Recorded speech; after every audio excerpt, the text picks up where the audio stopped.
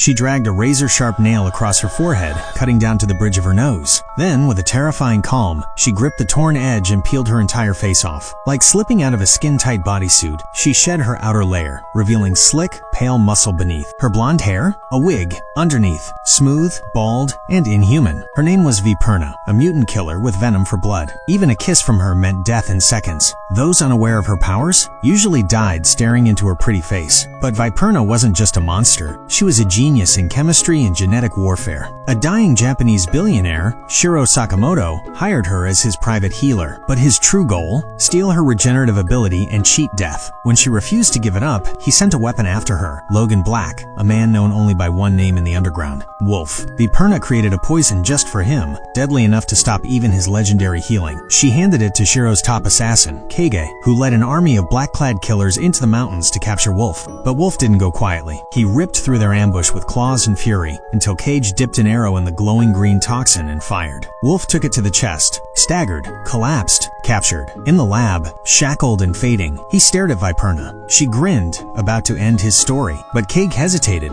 Something cracked inside him. He turned and fired one last arrow, straight into Viperna's heart. She fell, but didn't die. Viperna pulled the arrow out like it was a splinter. Her eyes burned. And then, she shed her skin again. Every wound disappeared with the old flesh. She stood reborn as Wolf and Cage looked on in disbelief. At their feet, a pale, empty snakeskin. Before Wolf could react, she spit venom straight at his face, grabbed a steel bar, and slammed him off the platform. Blood flew, but Wolf's ally Ash Rider charged in. Ash struck fast, dodging her strikes, ducking her venom sprays. They battled across burning wires and broken scaffolding. Then, as Viperna lunged again, Ash grabbed a live cable, swung across the lab, and cracked her square in the jaw. She dropped. At last, the Venom Queen had fallen. The lab burned behind them, but somewhere, deep in the flames, a layer of skin twitched. She was never truly